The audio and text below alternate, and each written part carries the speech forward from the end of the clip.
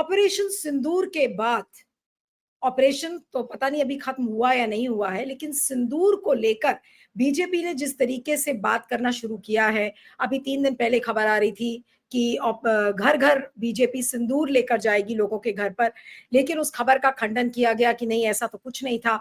लेकिन उस सिंदूर के चलते, क्योंकि बार बार मोदी जी अपने संबोधनों में, बार बार बीजेपी अपने संबोधनों में सिंदूर की बात करती है कि सिंदूर इस समय एक सेंट्रल फोकल पॉइंट हो गया है देश में किसी भी चर्चा का बीजेपी के लिए। तो सिंदूर को जब मोदी जी बार बार करते हैं तो जाहिर सी बात है कि उनकी तुलना फिर सिंदूर से की जाती है कि उनको सिंदूर के क्या मायने पता है। अब बीजेपी ने खंडन कर दिया कि हम घर घर सिंदूर लेकर नहीं जा रहे हैं, क्योंकि बहुत आलोचना हुई थी कांग्रेस और तृणमूल की जो प्रेस कॉन्फ्रेंस थी ममता बनर्जी द्वारा, उसमें भी उन्होंने कहा कि सिंदूर इतनी क्यों बात करते हैं मोदी जी, जब उनको सिंदूर की कीमत नहीं पता है।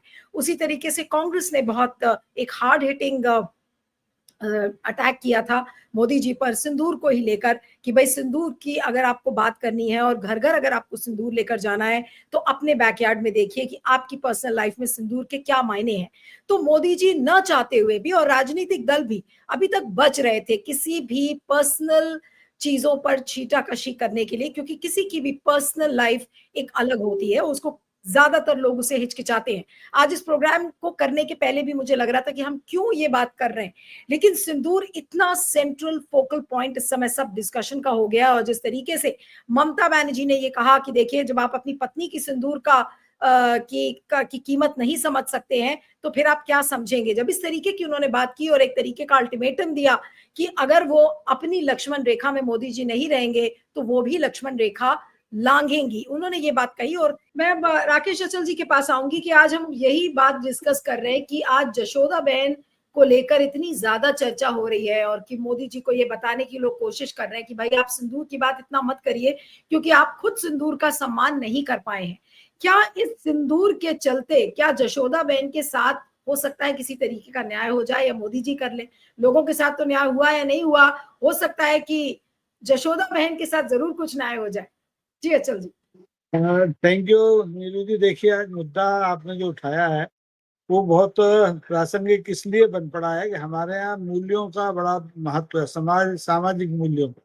और सिंदूर हमारे यहाँ सामाजिक मूल्य का, सौभाग्य का, सुहाग का सबसे बड़ा प्रतीक रहा है। और व्यक्तिगत जिंदगी की जब बात आती है तो हमारे पूर्व प्रधानमंत्री अटल बिहारी वाजपेयी को भी लेना पड़ेगा। वो ब्रह्मचारी कहे जाते थे, अविवाहित थे, लेकिन उन्होंने खंडन किया कि उनकी प्रेमिका है और वो ब्रह्मचारी नहीं है। तो इतनी पारदर्शिता हमारे मोदी जी में नहीं है। मोदी जी की पत्नी थी, मोदी जी ने अपनी पत्नी को छुपाया। जब चुनाव लड़े तब उसमें डिक्लेयर नहीं किया, बहुत बाद में डिक्लेयर किया जब मीडिया में आ गया ये तथ्य। तो आज स्थिति ये हुई है कि भारतीय जनता पार्टी से एक गलत गेंद राजनीति के क्षेत्र में चली गई। भारतीय जनता पार्टी शुरू में, आपको याद हो, 1980 में जब गठित हुई तो हमारे शहर ग्वालियर में ही उसका बीज पड़ा था। राजमाता विजया राजे सिंधिया, अटल बिहारी वाजपेयी, लाल कृष्ण आडवाणी, सब लोग वहीं ग्वालियर में बैठ के मंथन किए थे। तो उस समय के जो मूल्य थे वो आज के मूल्यों से एकदम अलग हो गए हैं। भारतीय जनता पार्टी उस समय बनियों और व्यापारियों की पार्टी थी, ठाकुरों ब्राह्मणों की पार्टी नहीं थी। उसमें हर जाति के बनिए थे।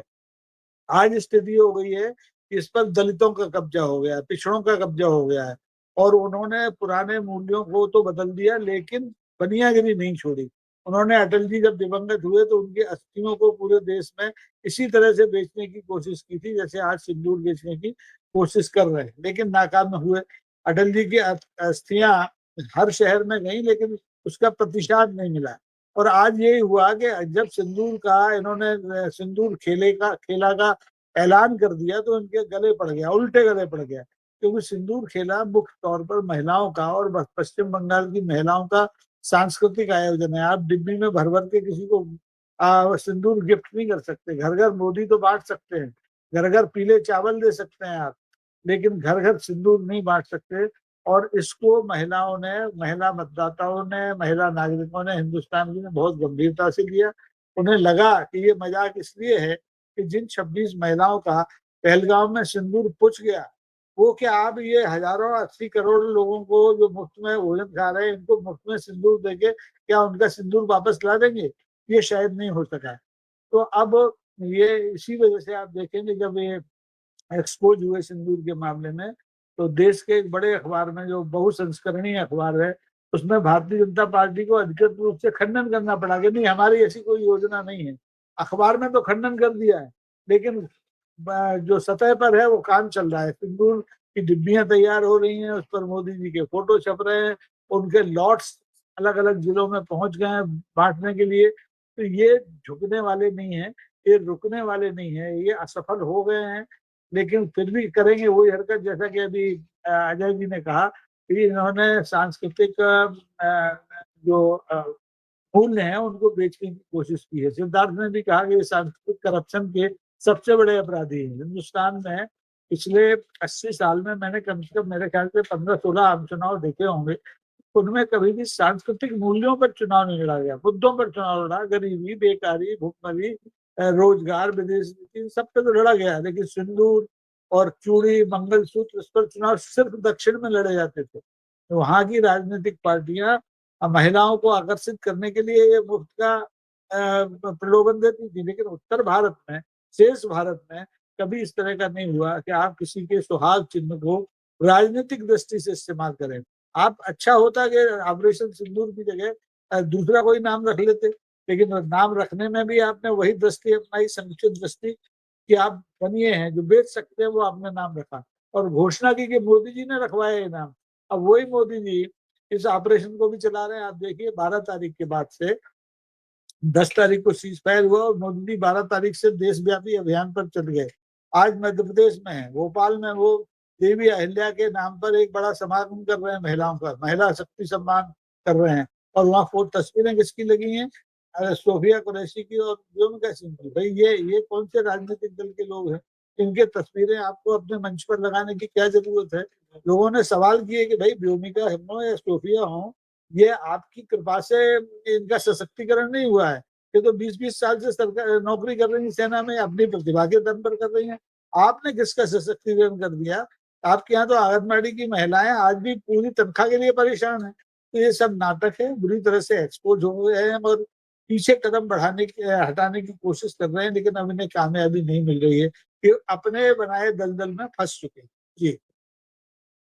और कुल मिलाकर ऐसा लग रहा है कि जो ये सिंदूर शब्द का इस्तेमाल मोदी जी ने किया, ये बिल्कुल बुरी तरह से बैकफायर कर गया है। कोई भी नैरेटिव चल नहीं रहा है। अचल जी, आप शायद कुछ कहना चाह रहे हैं? आप कुछ कहना चाह रहे थे क्या सर? मुझे ऐसा लगा आपने हाथ उठाया। नहीं, मैं ये कह रहा था कि ये जो सिंदूर है अब बिकने वाला नहीं है, और ये इनको सत्ता से दूर करने का रास्ता जरूर बना देगा। सिंदूर सत्ता से दूर। जी।